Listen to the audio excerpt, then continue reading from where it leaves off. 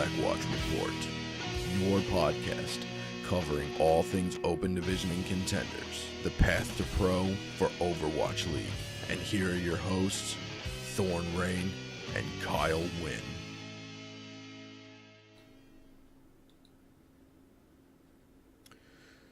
And welcome back, everybody, to this week's episode of the Blackwatch Report. I'm your host, Thorn Rain, and with me, as always, my co-host, Kyle Wynn. How you doing, Kyle? I'm great as always. Fantastic. As always, we're going to start off just real quick what we did this past week. Just about nothing on my end. I just worked. I started playing a little bit of Heroes of the Storm, trying to learn a new game. You know, it's free. Why not? You can mess around in it.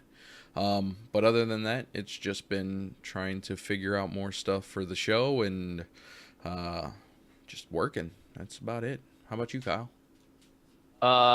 Let's see. I had a weird day yesterday. We got to play some like kind of in-housey pickup games / scrims kind of stuff with a bunch of other people against the podcaster team with Deathblow and Blaze and Bob and all that stuff. So that was super duper fun because we got to just like play PTR stuff. So we had to play New Hanzo, Rialto maps, play that like 4 or 5 times. So now I'm kind of, it was fun because I got to like come up with original strategies because no one knew anything about the map. I'm like, ooh guys, let's try this thing.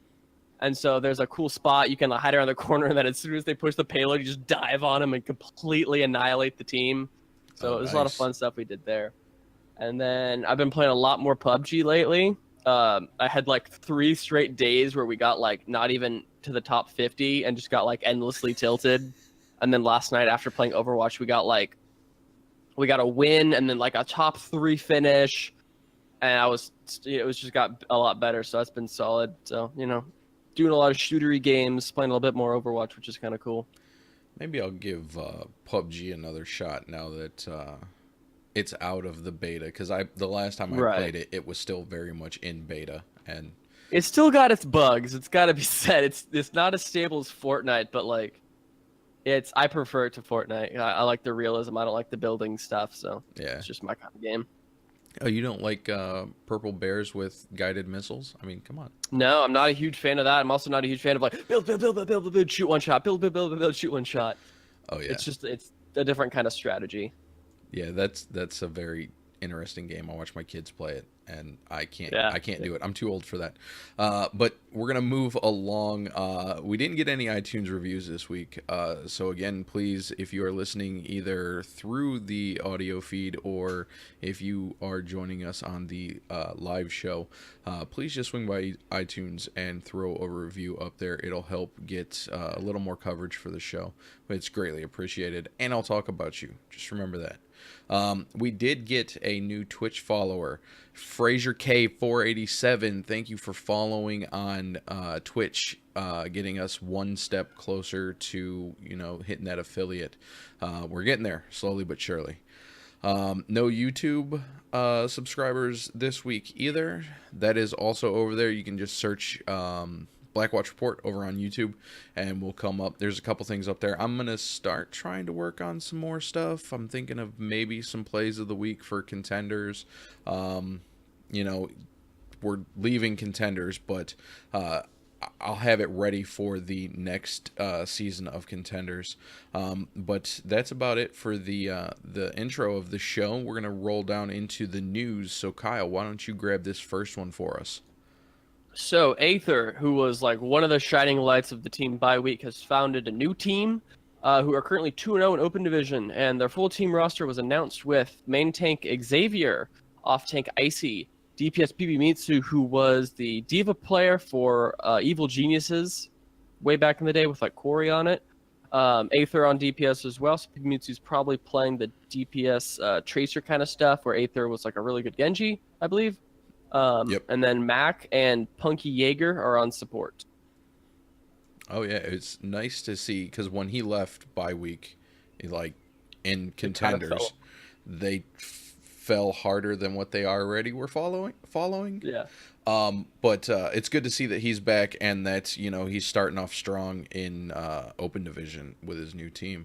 But moving along, speaking of team change-ups, Grizzlies just lost 3 of their players. Blam, their flex support, Dahoon, their main support, and then Sword, one of their coaches. So they're going to have to come up with a whole new support line going into the next trials, because they're already through into trials. It's just interesting to see. I mean, I know they had a little bit of a rough run there at the end.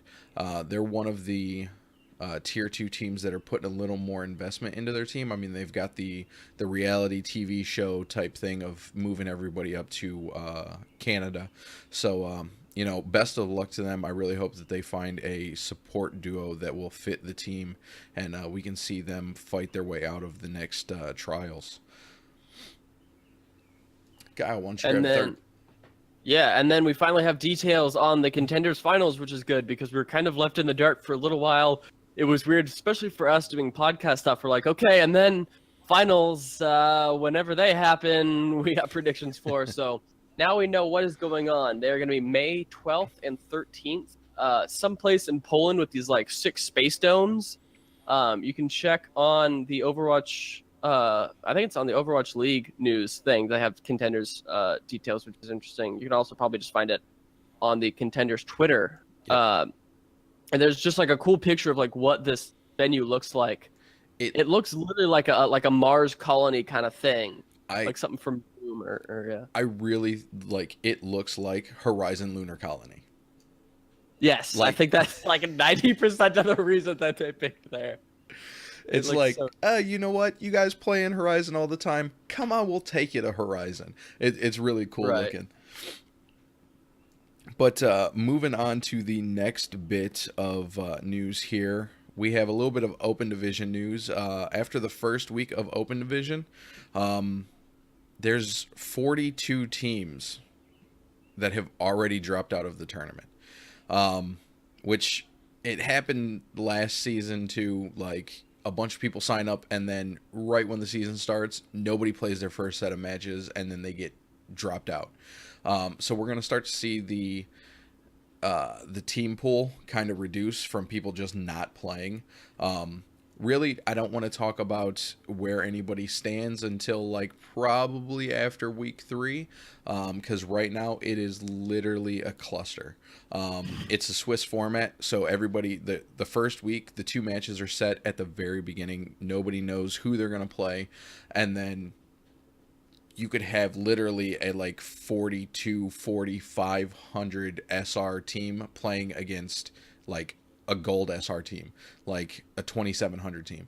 So the first couple weeks, it's really rough. Everything starts to stabilize right around match 5, match 6, so week 3.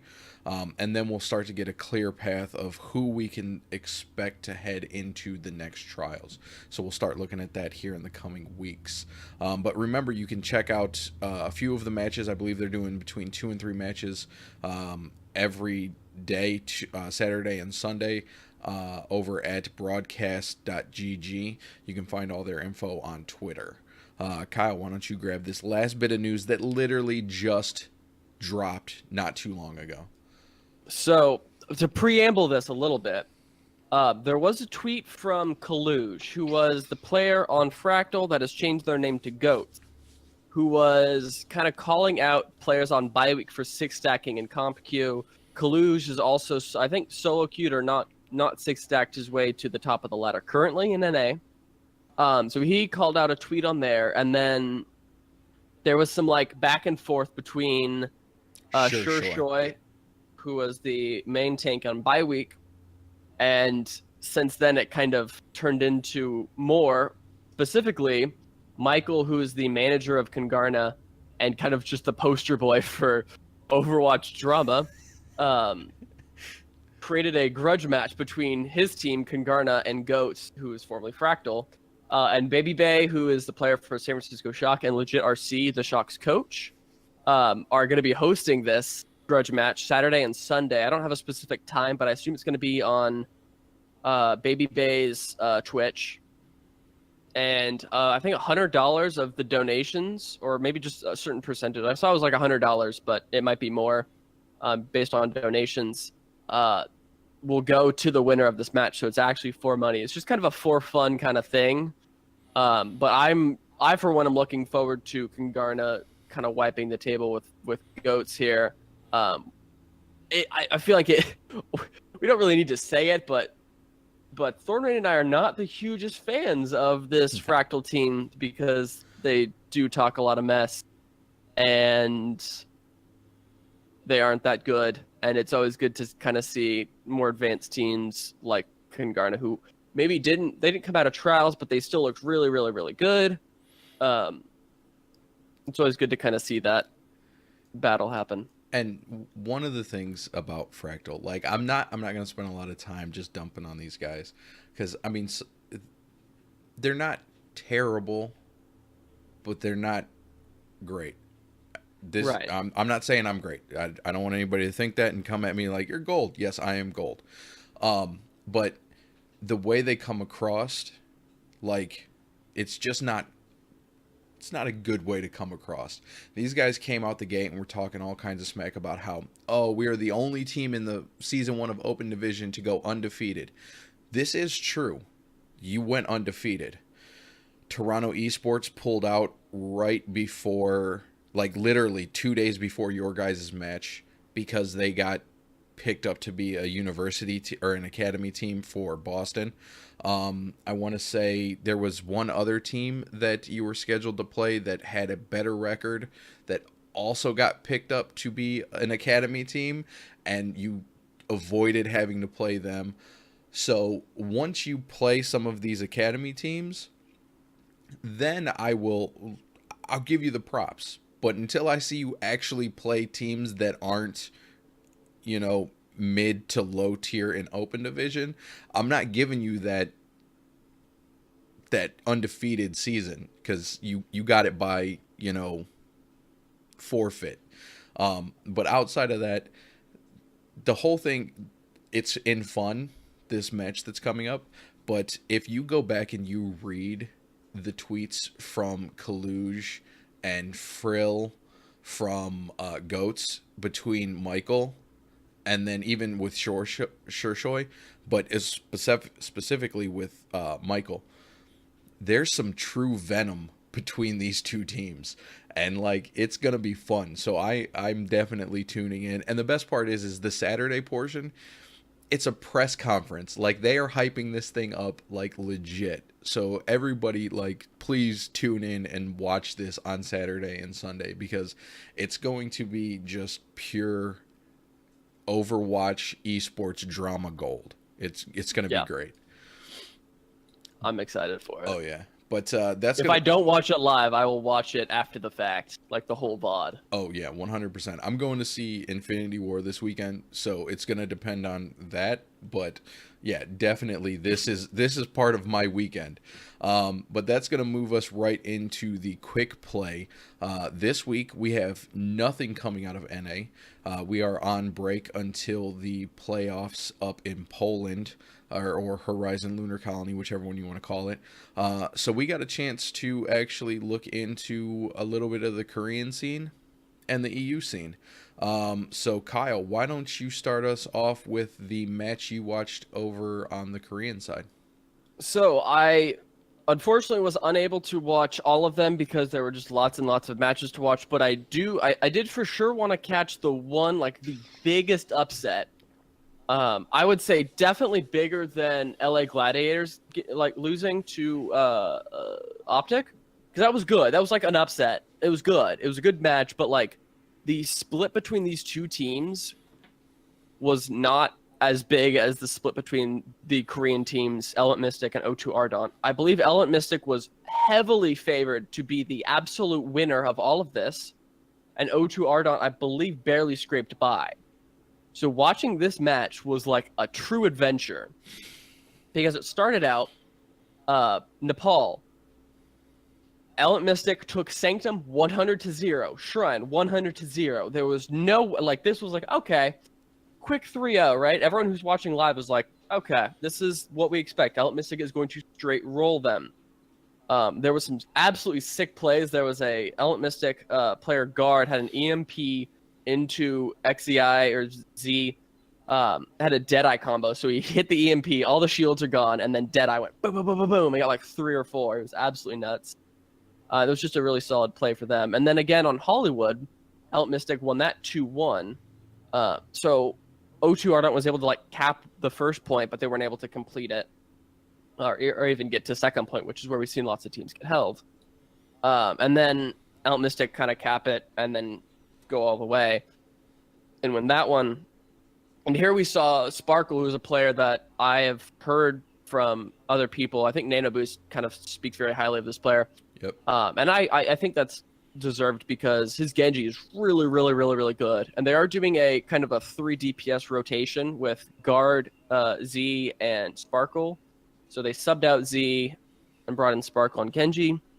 And then, but this is where you kind of start seeing little buddings of where O2 can kind of like start that reverse sweep, because the tank line on O2 Ardent really started to look better. They started to get lots of good value. They started to force mistakes out of Element Mystic. And then where it all falls apart after the half is on Anubis.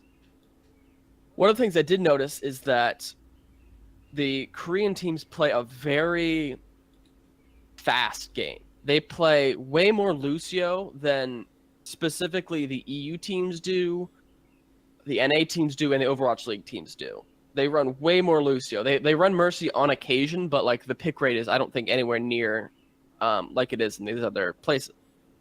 So play very, very fast, very aggressive, very quick. It's kind of a little harder to watch. There are some sick plays between Guard and Sparkle with the EMP and hacking into blades and dashes and stuff like that, which is really good to see. But the problem was Element Mystic couldn't complete the second point.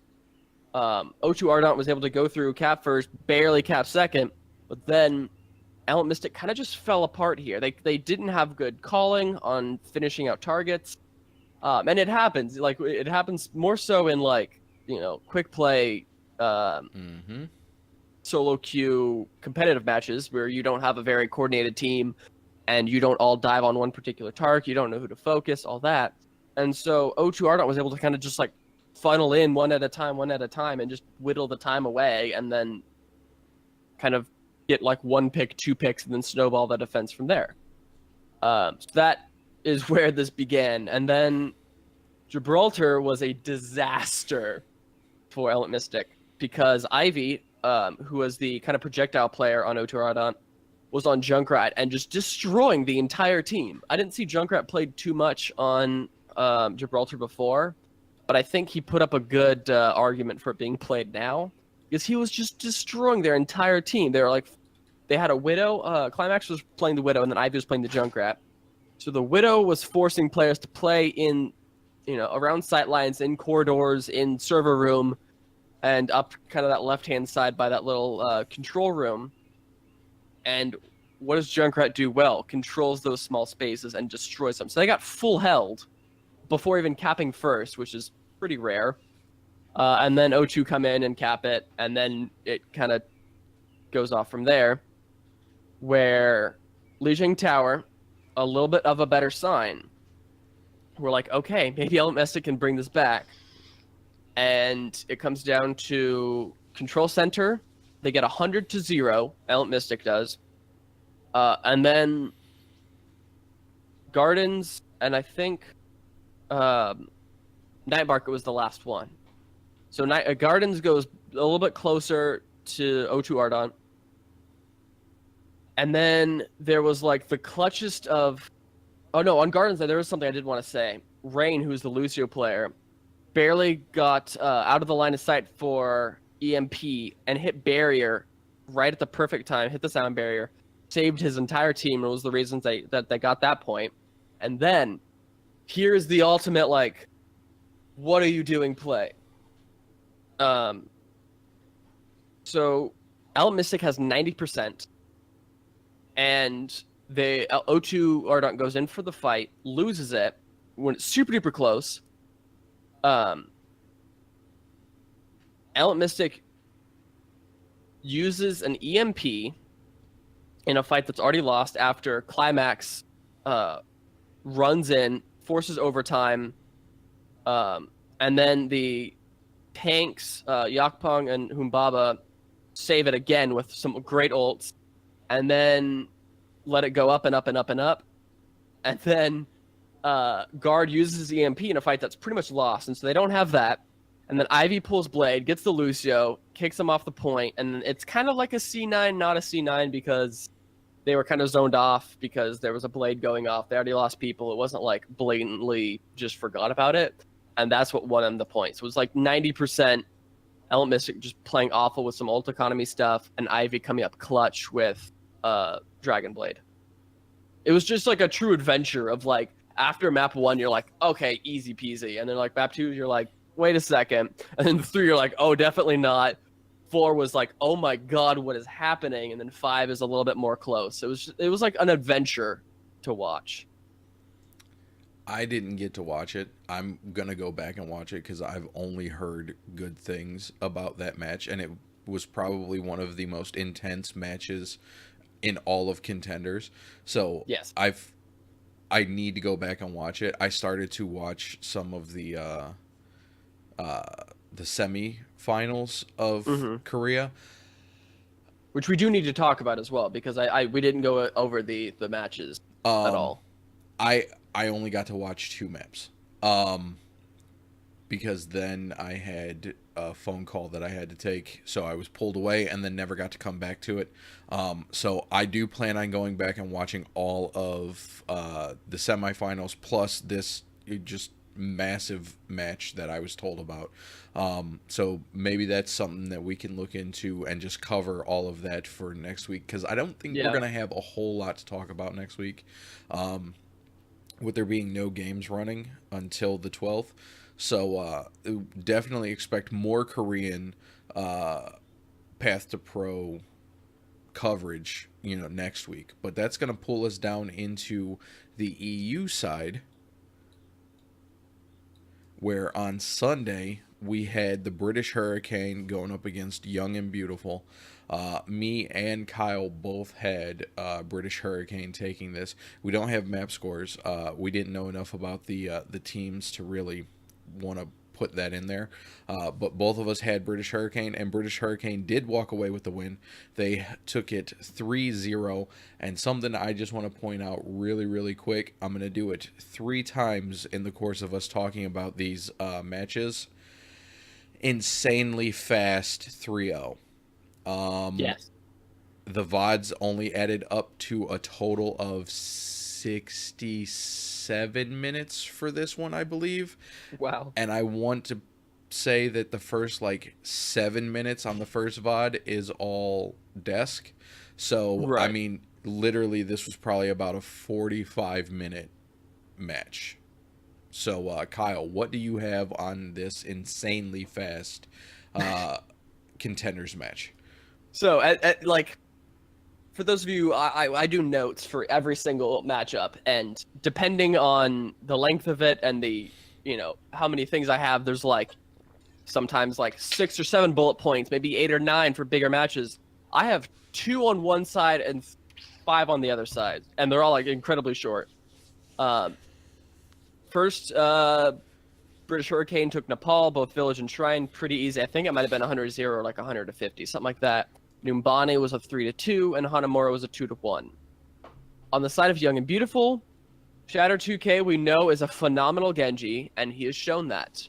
His Junkrat, on the other hand, Resident Sleeper. Kind of leaves a lot to be desired. It's just a look that he needs to work on, because his Genji is on this tier far above any other hero that he has. He needs to work on getting his Junkrat up there, because a lot of teams are going to run Widow Junkrat, Tracer, kind of just different comps like that, or running tanks with the Junkrat, stuff like that. Let's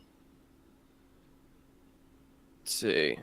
Push up too far after winning fight on Hanamura A. Lost Ryan and Mora and lost A. Oh, yes. Okay, I wanted to remember what this was. So British Hurricane lost their first push on Hanamura. Young and Beautiful was defending. And then for some weird reason, they like go up to push, and like they like kind of push up to the choke point, up to that gate, and then they lose their Rhine and their Moira, which is terrible. And then British Hurricane, all right, well, this is a 6v4. Let's just run in there and take it. And then they lost A because of it. It was just a weird, like, yes, it's okay to push the advantage, but like you should not push to the point where you are going to lose people. Obviously, there was probably some sort of disconnect between their Ryan and Moira and like their Diva and Genji and all that kind of stuff. That, like they need to be a bit more cohesive of a team on doing stuff like that. And then Craggy on the British Hurricane side, who we know is like a really good tracer. We don't know that much else other than now he's also really, really, really good Zarya. Dempsey on Young and Beautiful was 50% ult charge behind Craggy at all times on Village. So the fact that like Craggy's just getting so much more value, and Zarya does not have a fast charging ult, does not like pulse bomb.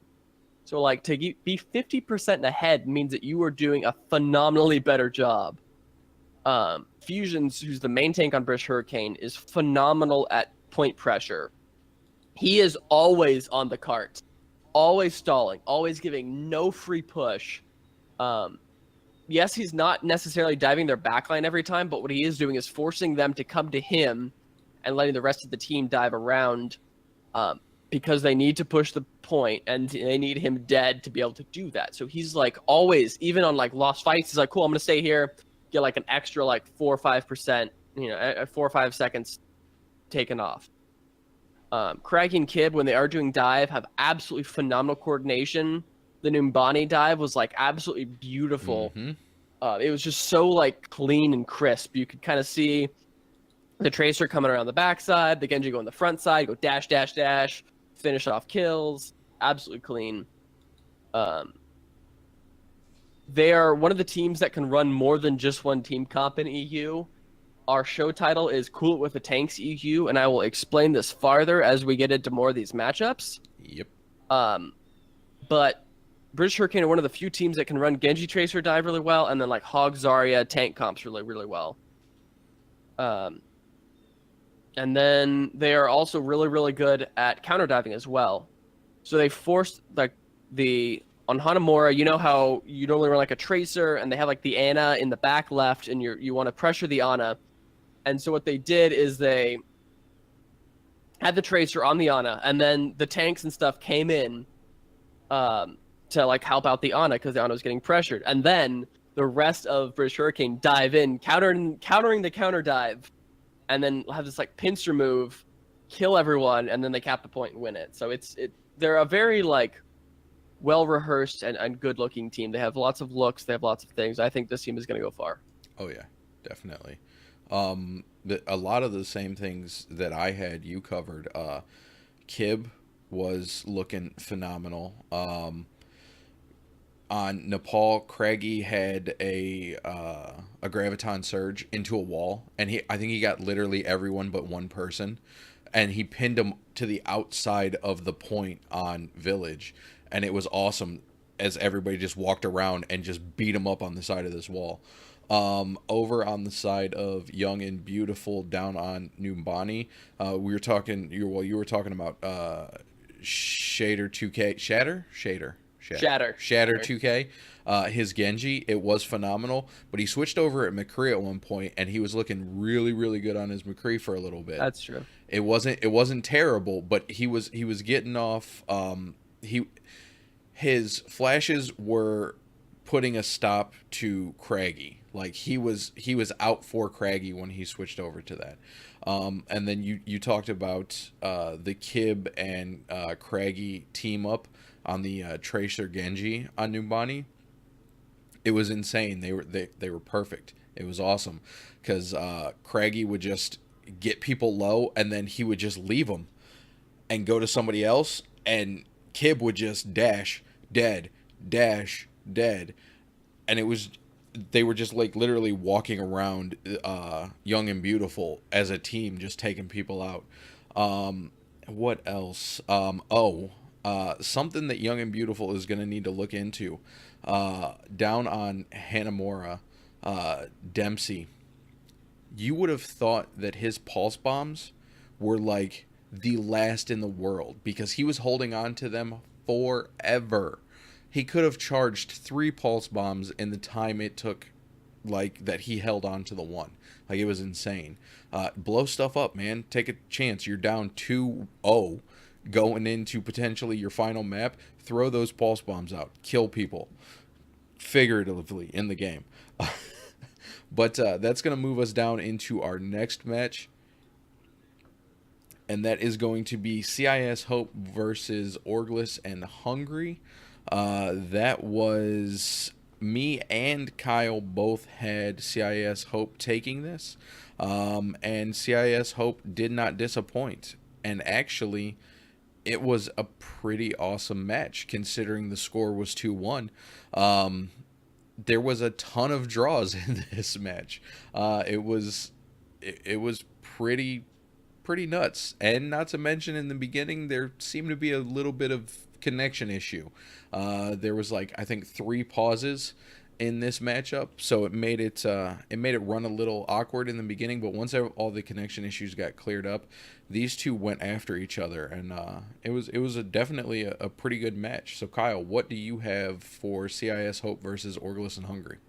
So yeah, this was a 2-1 game that went to 5. So doing the math, it shows that there were 2 draws, which is super duper duper rare. Like, you occasionally get 1 draw in games, but here you get 2. And that wasn't even the first match. The first match was on Nepal, where CS Hope took Village 159, Orglis and Hungry took Sanctum 199, so they barely scraped that one by. And then CS Hope took Shrine 100-59 again. So this was a close match. Like, the score every single time was so unbelievably close. Nimbani was the first draw at 3-3, so you could see that both teams got all the way through with like a minute left and then weren't able to take Nimbani first, which is very common. If you can finish off Nimbani, it is difficult. Like, you very rarely have a lot of time in the time bank because Numbani last is really easy to defend. And then Numbani first is really hard to attack as well. So it's pretty likely for that to happen. Horizon a little bit less so, because this was another draw at 3-3. So both teams capped both points and then capped the first point again, but had issues capping the second point. It also happens, but it's not as likely. Dorado was where Orglis and Hungry kind of made their argument for, like, hey, we could probably clutch this out here, bring it to 1-1 at a 3-2 map score. And then lastly on Ilios is where it kind of came down to CIS Hope kind of solidifying their spot by taking Ruins 100-56 and Pit 100-41. Now we get into my team notes here. We'll start with Orglis and Hungry. Tonic is looking like one of the best kind of looks on this team, and unfortunately he did leave the team. I don't know if the team is continuing on without him or if the team is disbanding after losing here. But I think he is, if there is an expansion team, I think he has some potential for getting on one of those expansion teams if they are like EU focused. He's a really, really solid main tank. He gets tons and tons of kills, super aggro, not over extending very often. One of the things that we did know is that Jax on Orglis and Hungry is a phenomenal tracer. Mm-hmm. Kenzie on CIS Hope did a great job of kind of keeping him on lock. But as soon as Kenzie died, Shax was just annihilating the CIS Hope backline. Tons and tons and tons and tons of pulse bombs on Mercy and Zen. I'm pretty sure he's got like 70% stick rate, and almost all of them were on the Mercy or the Zen. So Shax, if he's not being suppressed by the enemy tracer, can absolutely just run rampant.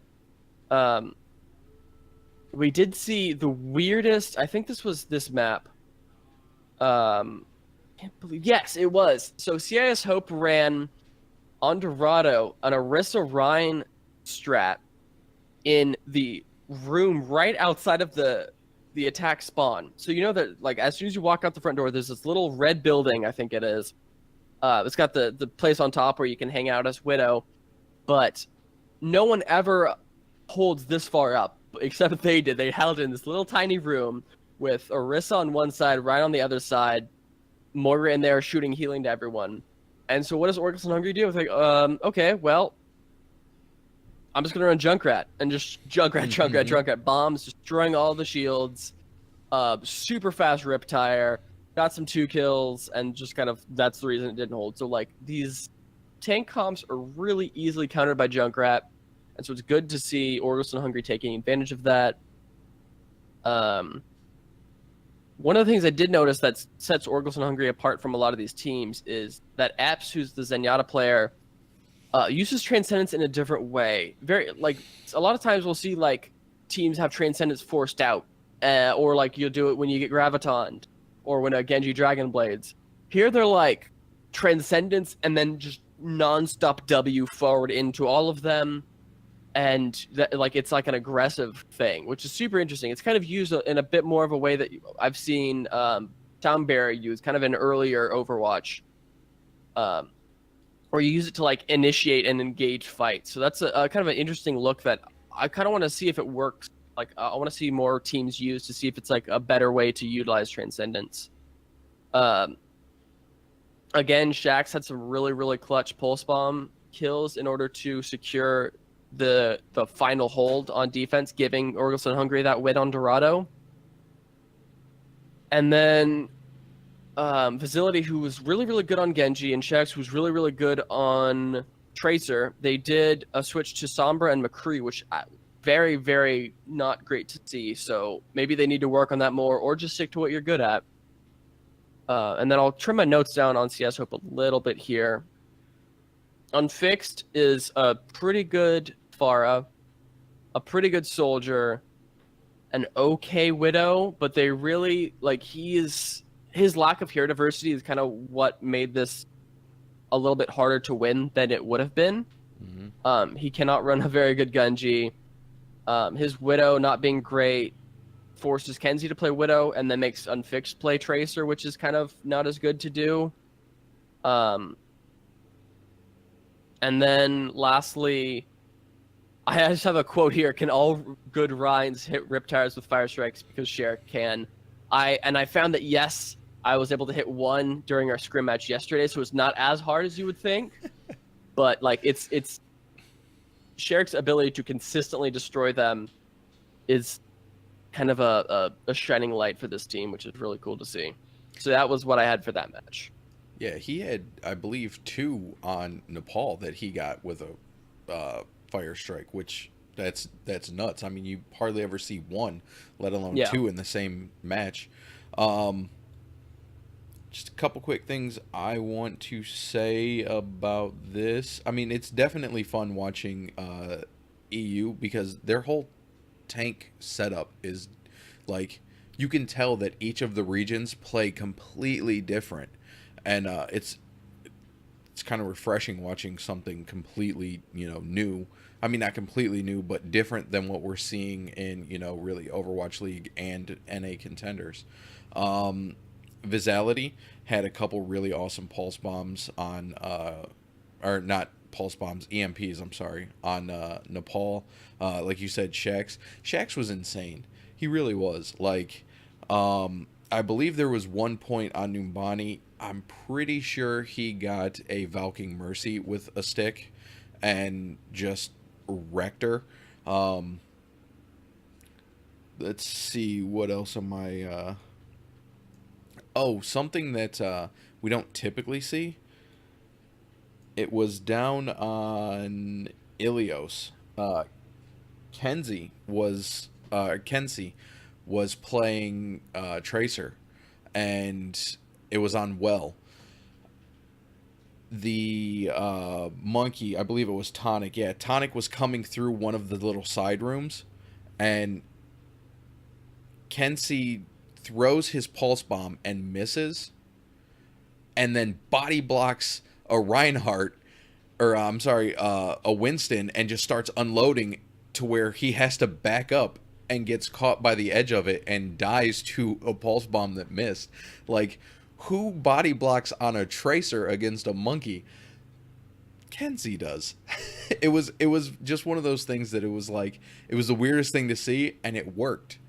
Like, that's not how that's supposed to work. You're supposed to move the little British girl, not get moved by her. It was just fun to watch. Again, just, man, you can't say enough about Shaq's like, if he's not on an expansion team or picked up by a current team that is really desperate for a tracer, I'd be shocked for season 2. There are so many phenomenal tracers and contenders. Like, that's like the reason that most of these teams are winning is because they have phenomenal tracers. Like, teams without good tracers are not winning.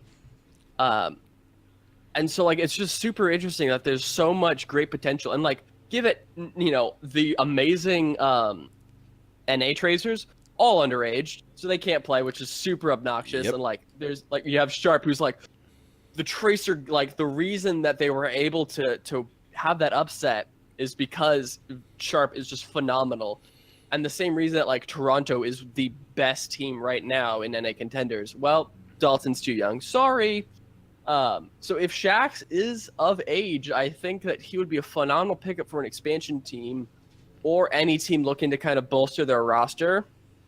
I think there are a ton of great tracers in Overwatch League, but I think there are still some untapped potential in Contenders that teams could utilize. Oh, yeah, definitely. And that is going to take us into the matches for Monday, where we start off with, Eagle Gaming versus Gigante. Now, I'm going to start this off by saying this was another super fast one. This was a 3-0. And I know... And not the way you would expect. Not in the slightest. The way we talked about it last week, just because, we were going off of map scores, and it's like, man, Eagle Gaming is the only undefeated team. They're 5-0. Like, they're just doing great things. They're awesome. Gigante handed it to them. They said, here is your ticket home. You're not coming to Poland. And in the cheesiest way possible, too. Oh, yeah. They didn't, like, outplay them. They out-cheesed them. They're, like, there's no... We're just bigger and beefier than you. That's essentially all they did. Yeah. It was... So, if you haven't gathered it by now, Gigante won 3-0. Me and Kyle both had Eagle taking this. Mind you, Eagle Gaming was our original team to take it all, so our bracket's busted. We'll get into that next week too. But Kyle, what do you have on this upset? I mean, there's nothing else I could really call it. So, I think that this was like the week before. The Gigante's like in their scrims with their coach, like, okay, guys, we're going against the absolute best team right now, the most undefeated, who has the most map wins. They have yet to lose an actual matchup. What do we do? And I think one member's like, let's just do tanks. Let's just see if we can run tanks. Like, it's not like as hard to coordinate with tanks. It's a little bit easier to run. Okay. And then they play Ilios, and Gigante takes Ruins. They're like, okay, this might work. And then which is a little harder to run tanks on, they're like, okay, maybe it's not going to work as well, so we should probably play a little bit of dive. They lost that, and they're like, okay, Lighthouse comes along. Let's just try tanks again. Won that, like, okay, maybe Eagle Gaming has no idea how to counter tanks. Do the same thing on Numbani, the same thing on Horizon. I think Numbani was a little bit less tank heavy, but Horizon was definitely tank heavy. And it's like Eagle Gaming has no idea how to counter tank comps at all. I don't think they ran much Junkrat. I don't think they ran much Sombra to counter the Moira. I don't know, like, what they were doing. They weren't expecting it at all. Like, there was a clutch moment from Eagle Gaming where on right in that little back room where the mini health pack is, both teams kind of ran through there. Both EMPs came out. And both teams dropped sound barrier, except Nico, who is on the Tracer, shoots Masa, who is the Giganti Lucio player, before he can hit the ground. So one team gets the sound barrier, one team does not, because of Nico clutching that. And that was one of the reasons that Eagle Gaming was able to take well. They won the dive game. They won dive v dive battles. They would have gotten full held on Umbani if Get Amazed didn't have a great Diva Bomb, which was a 2K. And then they also had some pretty careless ult usage on Horizon when they basically steamrolled Horizon Giganti. They had capped A, and then they had 3 ults up.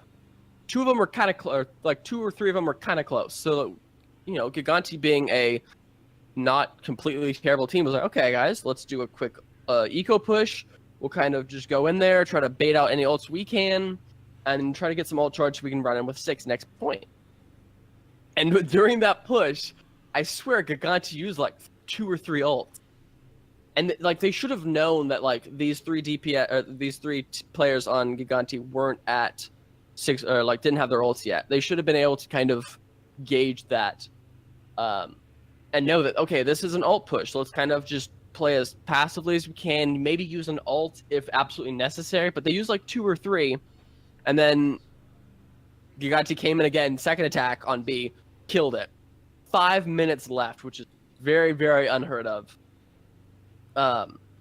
So there's just certain like what happened between the normal season and these playoffs with Eagle Gaming that where they like their coordination as a team kind of just fell apart. Part of it was because Giganti ran tanks well. They need to work on their dive a little bit. They didn't give enough room for Davin on Tracer, so he kind of wasn't able to do as much as I believe he can do. And then LH Cloudy is a really, really good Reinhardt, so it's kind of good to see some good Reinhardt play. But like overall, just Eagle Gaming kind of just didn't look as good. I don't think that like this was Giganti playing exceptionally well as it was Eagle Gaming kind of just collapsing. Yeah. I just got a couple real quick things on Ilios, Giganti, Runes. Super aggro push. Start off and they were just like, you know what? We want the point and we're taking the point. There's nothing you're going to do about it. And I mean, yeah, they're like, we're going to stand here and you're going to move for us. But I wouldn't expect anything coming from the team that gave Overwatch League Fraggy. I mean, I see where it comes from. Maybe it's not Fraggy's mentality. Fraggy was trained born to be and bred in Giganti. He was bred in Giganti tankism. That's what we're going with. Giganti are the kings of tanks apparently because they just do the thing, and they're, like I said, they're bigger and they're beefier. It's nuts.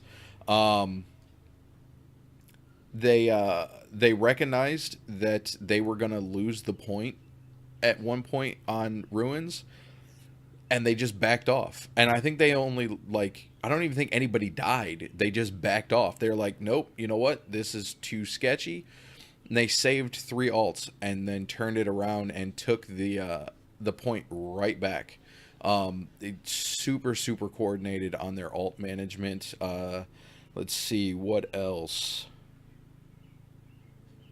We had...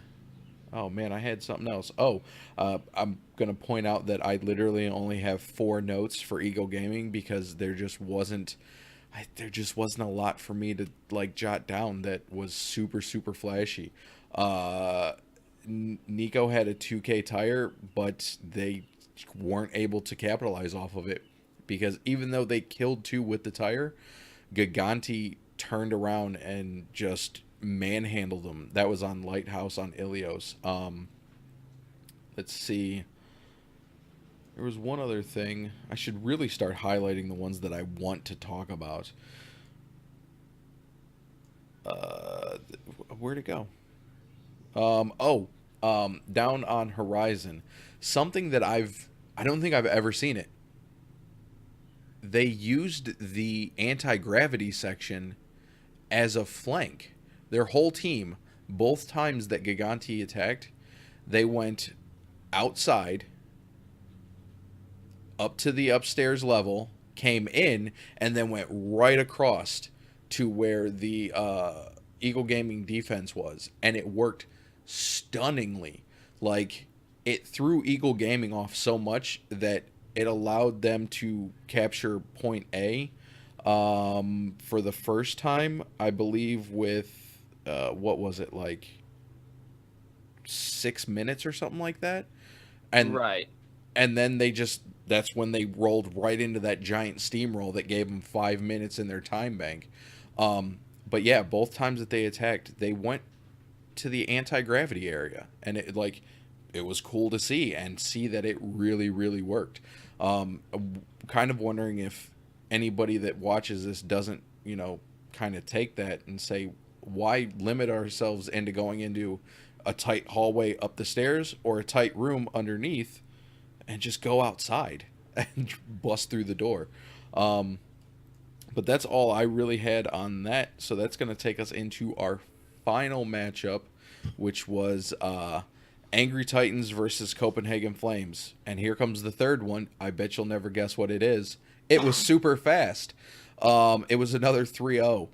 Me and Kyle had this going Angry Titans, and Angry Titans did not disappoint. I believe this one ended up being right around the 45-minute mark also.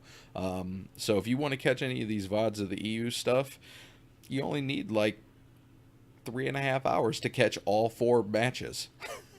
So Kyle, what's your analysis on the Angry Titans versus Copenhagen Flames? So going through maps, Shrine was kind of close. Angry Titans took 192, but then they also took Village pretty easily. Hollywood, they full held did Angry Titans, so Copenhagen Flames weren't able to even cap a tick, I believe. Nothing. And then Titans came in, steamrolled that, took that. And then Copenhagen Flames were able to take first point on Hanamura, weren't able to take second. Angry Titans were. Really easy. I have 3 notes on either side. Urki on Angry Titans, really good hog. He's one of the best value.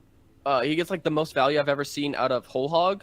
Normally you use it for zoning. You're like, get off my point, and then no one dies. But he's really, really good at actually getting kills with it, which is, I think it's it's incredibly valuable because in terms of ult, it's not really worth that much because one of the things it does is it leaves Roadhog vulnerable because he does not have his take a breather available during that. So you pretty much, as long as you have some good range, just kind of shoot him down from afar. Angry Titans was a team that we have seen previously just run quad tank all the time. And they also did run a bit of Somber Tracer and looked pretty solid on it too. So this team does have more looks, but they are very much a tanks team. Why that works for EU teams more than it did for bye week, I'm not 100% sure. I think there's just better players, better coordination. But as a whole, they are just a really good tanks team who has a little bit of diversity, which is good to see. Elevote is kind of this mini Poco character in that he's always got phenomenal Diva Bomb placement. Always can get 2 or 3, for sure 1, but always gets 2. There's always oh, cool, okay, there's the fight 1 because Elevote just kind of put in the right particular place, always finding value on it, always getting to.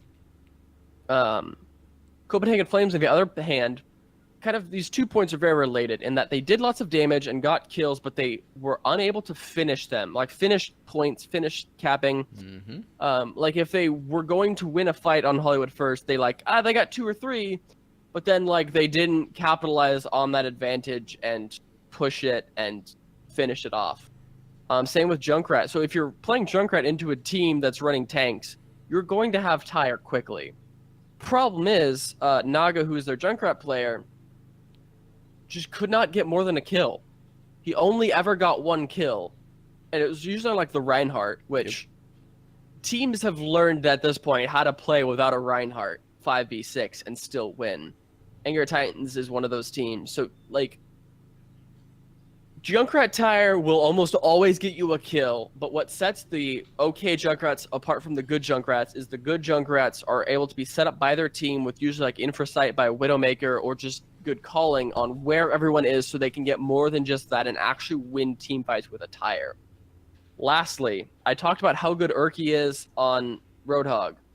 I have never seen a Tracer get hooked more by Roadhog than Poppy Fresh has in this line in this match. He really needs to work on baiting that hook out first. Like pop a corner, pop back, wait for the hook to come out, and then go in, because he got like picked. And this is a tracer. Tracers should not be getting hooked almost ever. But he got hooked like 7 times, I swear, during this 3-map series. It was ridiculous. Oh, yeah. Erky he's probably one of the craziest hogs I've seen. He did this twice. I have it in my notes twice. He baited a rip tire and vaped the rip tire damage and just ate it. Twice he did it perfectly. Once on Nepal and once on Hanamura. Like it was awesome. He was like, "Nope, your rip tire's trash. Get out of here." I'm gonna butcher this name. The Reinhardt player for Angry Titans, Lulsish. Yeah. Lulsish. Okay, good. Had a phenomenal charge. He died at the end of it, but he took an ulting Zenyatta out of the middle of the team fight. Oh yeah, I do remember and that. Took him all the way back to like the main gates on Shrine on Nepal, and then the rest of his team, while he was dead, just cleared off the point. Like it was brilliant. And then when we go into Village, and another odd setup that I've never seen ran in NA. I don't think I've seen it. Where they just like wait in the room, right? Angry Titans just hung out. They're like, nope, you guys go set up on the high ground. We'll be there in a minute. And then they just casually walk up and say, "You'll wait for us." Yeah, you'll wait for us and you'll like it. Well, they liked it all right, so much that they just freely gave up the point to I'm not even sure who was on the bottom. One person was on the bottom while it was 5v6 up on the top. And the point gets flipped in the middle of the team fight because there's enough point pressure. They didn't even think about the point. They just stayed up top fighting. So again, these weird setups that I've never seen work are working in EU. It's crazy.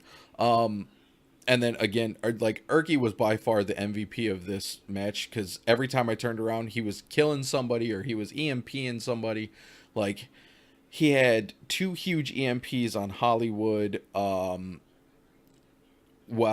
AFox just wrecked the whole team with Coalescence. Erky jumps in, EMPs, they pop Coalescence, and then it's just like Goku just wiping everybody out with his laser beam, just like, everybody die. And then down on Hanamura, what was it? The only good thing that I have on the side of Copenhagen Flames, and I feel bad because I have less notes on Copenhagen Flames than I had on Eagle Gaming. Eagle? Yeah. I have 2, and both of them are on Hanamura. Going into point A, like they were just getting just stopped and stopped and stopped. They had like 10 seconds left on the timer. Everybody dies. They literally just the whole team dives in at the very last second, like right as overtime's about to hit. And they managed to just brute force take the point and just push everybody off. And then do absolutely nothing with it. Naga had a triple kill on his Dragon Blade. I mean, that was pretty good. That was on the Hanamura defense. Sorry, I'm gonna have to jump back up to Hollywood because I completely missed this. The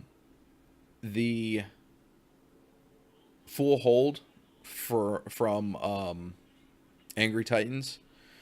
Well, when they turn around and they attack, it took them a minute 30. A minute 30 from the time the gate opened for them to get the first tick. Like, it was insane how quick they took it. Let's see, what else? I mean, my next 3 notes on Hanamura for Angry Titans. Erky. Oh, wait, no, I'm sorry. The 4th one, Erky. That was baiting another tire. You know, like, it's good. I'm not even sure if we have who do we know who Angry Titans plays in the next round? Is it I can find Giganti? out literally a second. I think so. Let me find out. Because It is Giganti, yes. that is going to be an intense. It's gonna be a tanky game. Like, if that doesn't go the full 5 with just Reinhardt's charging into each other and Zarya's graviton surging everywhere and Roadhog hooks going through the sky, I'm going to be disappointed, because these two teams, being the tank teams that they are, will make for a slow but exciting because it's gonna be be huge play after huge play of shatters and diva bombs, and yeah, I'm really looking forward to that. So I definitely gonna be watching that. But that's all I've got on EU. I mean, it was fun to be able to watch some different games because we weren't wrapped up in all of the NA stuff. Hopefully we can try to figure out, even if it's we find somebody that can watch the games and shoot us notes. Hey, we'll give you credit on the show, because it just working full-time jobs and trying to keep up with everything else, it makes it a little difficult, but it was fun to watch. But that's going to take us down into, we don't have any speculation station because next week we need content, and there's nothing going on until the following week. So we'll get you with our speculation on all of the matches for the semifinals and finals coming up in the coming week. But that's going to take us into our community intel. This was the question that we asked, where if you could pick any 6 players from Contenders to make a starting roster, who would they be for a future Overwatch League team? So, Kyle, why don't you grab yours and Monkeys, and I'll get mine and Nanos. Cool. So I had to change mine a bunch of times because I'm like throwing in people like, okay, no, this person's too young. Dang it, this person's too young. Dang it. Okay, so everyone was just too young. Alarm was too young. Dalton and Nero were too young.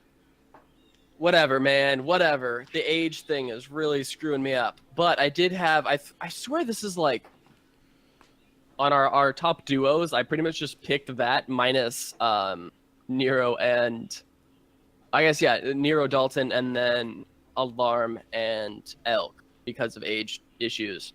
So I literally just took Jaro and Buds from Envision and then Crimson and Fire from Envision because they are both phenomenal duos. They don't have any, like, roster issues in that, like, some teams have this, like, okay, well, this guy can only run Tracer, anything else is terrible, so if there's any non-Tracer meta, they're screwed. Jar and Buds are like, meta-proof in that aspect. Like, they have so many different new looks. Like, we know that these players can run so many different things. Jar was one of the best Doomfists when Doomfist meta was huge. Buds was a phenomenal Reaper. Widowmaker, Tracer, pretty good Genji. Jar was a better Genji. Jaro can also run the Sombra. Like, there's very little gaps in hero pool between these two players, so that's why I have them in. Gauze and Panker's my tank line. I don't really want to explain that too much because I feel like I don't need to. They're just one of the best, most coordinated tank lines so far. And there's clearly not any sort of communication difficulties between, like, I can't imagine there being too many issues between either, like, Panker's English is good enough to get him far enough, or they have some sort of way between Panker and Gods to figure out how to do incredibly coordinated dives without even needing to use the same language, so whatever. Then Crimson and Fire, I think they're the second best tank duo. I think that was on our rankings. And they're here because they are both old enough. Crimzo is one of the the few really, really, really good Zenyatas who can always get a lot of damage in, always finding the right clicks, and also is really good at Moira as well, which is kind of key if you run tanks. And then Fire is a really, really good Lucio, can also run Mercy and not die, which is important. The only reason that I would put Elk above him, and same with Alarm above Crimzo, is because Alarm gets a little bit better value and more damage. And then Elk has, I think, a better Ana, with pretty even on the Lucio and Mercy play. So the only thing that I would like to see more from Fire is a slightly better look on Ana, because he does it well, but he doesn't do it quite to the same level that Elk can. Oh, yeah. that's going to take me into mine, which is very, very close to Kyle's. Very close. I've got Panker and Gods as tanks. That's a no-brainer. Um, we on our duos thing, we gave them top spot as tank duos. They literally play perfectly off of each other. And then my DPS, I also have Buds and Jaru. Again, we had them as our top, or they were our second. Nero and Dalton were our top. But again, both of them being minors, we wanted to keep it of age for the host ones. But then I have a different support line. I went Cruz and Rolf. Almost for the same reasons that Kyle went Crimzo and Fire. Rolf, I think, he showed that he has a fantastic Zenyatta. He has a serviceable Moira. And Cruz, I mean, Cruz is known, like there's videos out there of him running around on his Lucio. Cruz is fun to watch on Lucio, and he can play a mean Mercy. If I'm not mistaken, Cruz was the one that got that. What was it? A 3K with the Battle Mercy? Yeah, I think he was the Battle Mercy. So I mean, not only can he heal, he can attack. So that's my setup. Just slightly different, and really, because it probably would have actually went Alarm Elk if it wasn't for the age thing, and me and Kyle would have had the exact same thing. But we wanted to keep it, ready to go season 2, day 1. These are our starting 6. Yeah. But that's going to take us into, we did get 2 feedbacks from the community. So we did get community intel this time, which is fantastic. So Kyle, why don't you let everybody know what the Monkey Prince had to say about his team? So the Monkey Prince threw caution to the wind, and we try to keep it age friendly, so it would be able to be a actual season 2 expansion team pickup. Maybe this is like a 2020 pickup, season 3, season 4 kind of thing. But he has Nero and Sharp as the DPS duo, which is super interesting because he's not going based on the existing duos. He's picking Nero, who is incredibly versatile, from Toronto, and then Sharp from Optic, which is an interesting thing. I would not have done that, but I don't think it's necessarily a bad idea. I think that just comes to do with, like, can you create this team from kind of scratch and build that, like, synergy and kind of team coordination. He also has Panker and Gods, not surprising. We all did. And then he had Alarm on the Zen and Cruz as well. Cruz is shown to be a pretty good Lucio and a really good Mercy. Alarm is like the best contenders, at least specifically NA Zenyatta. I would probably put him above most of the EU Zenyatas as well. There's not a whole lot of great Zen talent because we stole most of it for Overwatch League. So that all kind of makes sense to me. Obviously, there's 3 underage players here, so this could be a little bit farther along, which is fine. But, yeah. And then that's going to take us into Nanos, which, no surprise, is Korean heavy. He's got Panker and Dako. Yes, Dako, I think, was the Element Mystic. Player. Yes. Was touted by those casters as like the best diva in Contenders, if not all of Contenders. Yep. And then he has BB and Chris for his support line. BB, I just had up. I had to look these guys up. Well, I'll talk about Chris because I know he is from Meta Athena, and BB is from X6 Gaming. So again, 2 more coming out of Korea. Panker coming out of Toronto, but he is from Korean descent. And then over on his DPS, he has Nene and Decay. I wasn't able to look up Decay.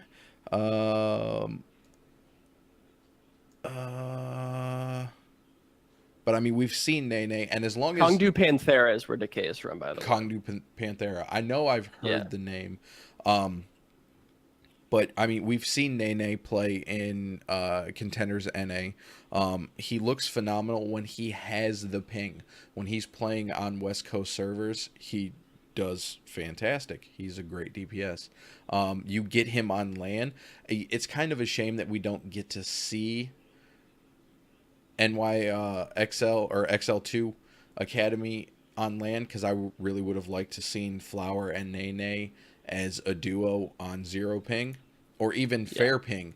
I know that XL2 is trying to get Nene over to the States. I don't know enough about Decay to really talk him up or down or however, but I know Nano is in the chat right now. But I mean, we've seen Korean heavy teams thrive. We've seen Korean heavy teams suffer, and we've seen them sit in the middle of the pack.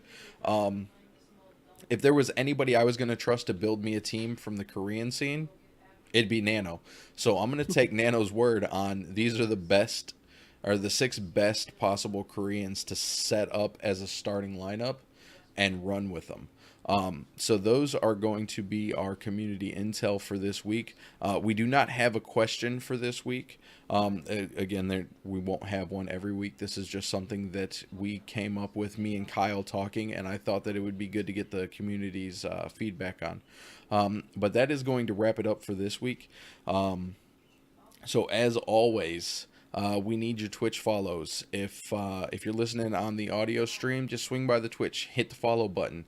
If you're watching live or have watched live, throw the follow up there. That would be fantastic. It helps us get that much closer to affiliate. iTunes reviews, again, we didn't have one this week, and we need them as many as you want to give. If you want to give us a 1-star, I'm cool with it. Just tell me why it's a 1-star so I can fix the problems. If you want to give us... we do take your criticisms as well. Yes. Because our one iTunes review was to have more EU and Korean stuff. Well, this week was an EU week, and next week will be a Korean week. So there you go. We listen. We try. We listen. We're the guys that if you say you want something, we will try to accommodate that. It might not be exactly what you want, but we'll get close to it. But in all seriousness, we do want to know, where our shortcomings are and where we're doing good, so we can, do more of that and fix the things that need to be fixed. And the best way to do that is hit up the iTunes and just leave a review. Again, it'll help us out tremendously, and then it'll let us know what the listeners want. But outside of that, that's going to wrap up the rest of the show. Kyle, where can they find you on the internet? You can find me on Twitter at Kyle the Winner and Discord on the High Noon Podcast Discord. And lastly, you can find me at Twitch at Kyle the Winner. I don't know if I'm going to keep streaming a bunch. I had some issues with my PUBG stream stuff. So if we stream other stuff, we probably will, and you can check it out there. Cool. And you can find me over on Twitter at ThornRain. You can find me on Twitch at ThornRain. I do most of my streaming on the Blackwatch Report Twitch, though.